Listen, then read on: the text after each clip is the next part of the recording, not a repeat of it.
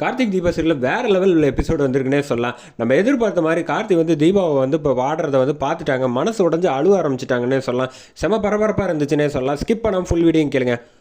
கார்த்திக் வந்து ஃபைட் பண்ணுறாங்க. ஃபைட் பண்ணிகிட்டு இருக்கப்போ வந்து முதல்ல வந்து ராஜாவை அடிச்சிடுறாங்க. அடித்தோன்னு ராஜா மயக்கம் போட்டு விழுந்துடுறாங்க. அடுத்த செகண்ட் வந்து கார்த்திக் ஃபைட் பண்ணிகிட்டு இருக்க அதே சமயத்தில் வந்து அவரையும் அடிச்சிடுறாங்க. அடித்தோன்னே 2 பேரும் மயக்கம் போட்டு விழுந்தோடனே இங்கே வந்து ரூபஸ்ரீ வந்து ரொம்ப பதட்டத்தில் இருக்காங்க. அப்பான்னு பார்த்தா நான் அந்த ரூபஸ்ரீ அனுப்பின ஆளுங்க வந்து ஃபோன் பண்ணுறாங்க. 2 பேரையும் அடிச்சு போட்டாச்சு, அவங்க 2 பேரும் மயக்கம் போட்டு விழுந்துட்டாங்க, அதனால் நீங்கள் எந்த பிரச்சனையும் கவலைப்பட தேவையில்லை அப்படின்னு சொன்னோன்னே ரொம்ப சந்தோஷம், எனக்கு இது வரைக்கும் நீங்கள் செஞ்சதுலேயே இதுதான் பெஸ்ட்டு அப்படின்னு சொல்லி பாராட்டுறாங்க. ஃபோனை வச்சுட்டு அங்கேருந்து முதல்ல எஸ்கேப் ஆகிடுங்க அப்படின்னு சொன்னோன்னே அவங்க எஸ்கேப் ஆயிடுறாங்க. அடுத்த செகண்ட் வந்து ரூபஸ்ரீ வந்து பாட்டிக்கிட்ட வந்து சந்தோஷமாக பேசிகிட்டு இருக்காங்க.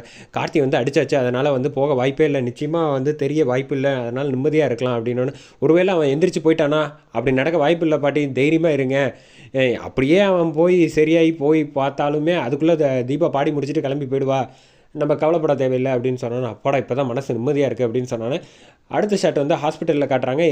அங்கே உள்ள மக்கள் எல்லோரும் வந்து கார்த்தியும் சரி இவரையும் சரி ராஜாவை ஸ்ட்ரக்சரில் அழைச்சிட்டு போயிடுறாங்க. அழைச்சிட்டு போனோன்னே டாக்டர் வந்து ட்ரீட்மெண்ட் பண்ண ஆரம்பிக்கிறாங்க.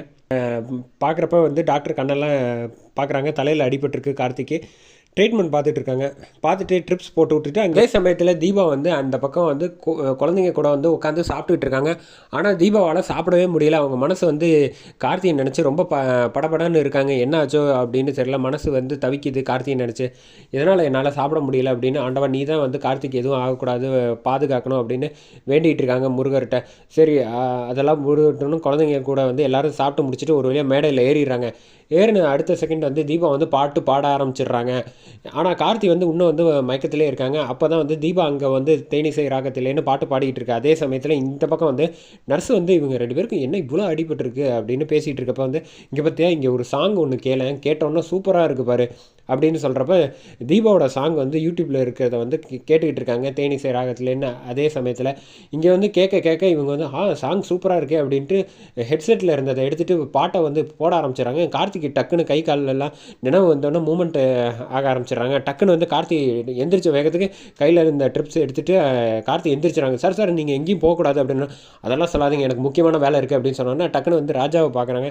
ராஜாவை பார்த்தோன்னா வந்து என் ஃப்ரெண்டு இவர் தான் வந்து இவரை வெளில போகாத அளவு கூட இருந்து பார்த்துக்கோங்க, நான் வந்துடுவேன் இன்னும் ஒரு அரை மணி நேரத்தில் அப்படின்னு சொன்னேன்.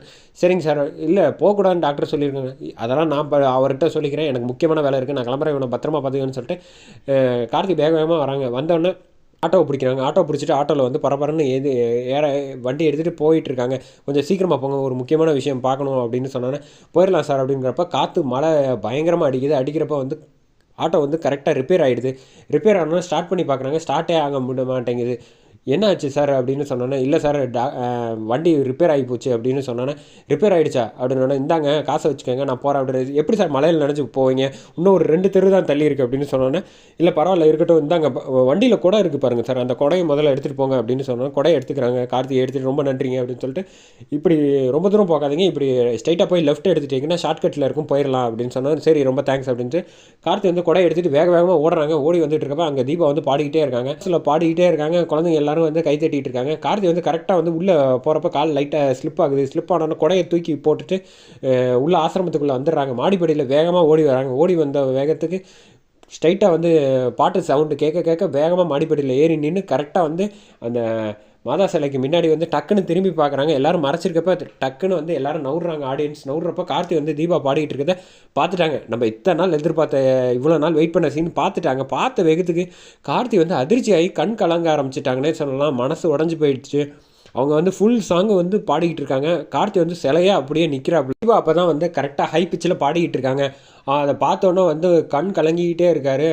கார்த்தியால் மனசு ரொம்ப மோசமாக உடஞ்சிட்டாப்புலன்னே சொல்லலாம். அந்த செகண்ட் வந்து சிதம்பரம் பேசினது தான் ஞாபகம் வருது. நான் நினச்சா ஒரு செகண்டில் பல்லவி யாருன்னு சொல்லிடுவேன், ஆனால் அந்த நீ வந்து சுக்குநூறாக உடஞ்சி போயிடுவேன் அந்த விஷயம் தெரிஞ்சா. அதை வந்து நீயா கண்டுபிடிச்சி தெரிஞ்சாதான் உனக்கு எப்படி இருக்கும் பாரு அந்த வலி, உனக்கு நான் கொடுக்கணும் அப்படின்னு சொன்னதெல்லாம் நினச்சி பார்க்குறாங்க. கார்த்தி அங்கே நவுந்து போயிடுறாங்க. தீபா பாட்டு பாடி முடித்தோன்னா குழந்தைங்க கூட வாய்ப்பு கொடுத்ததுக்கு ரொம்ப நன்றி அப்படின்னு குழந்தைங்க எல்லாத்தையும் கிஸ் பண்ணிவிட்டு அங்கேருந்து நவுறாங்க. கார்த்தி இந்த பக்கம் இருக்கிறது வந்ததுக்கு தீபா கவனிக்கலை. அதோட எபிசோட் சூப்பராக முடிச்சிருந்தாங்க.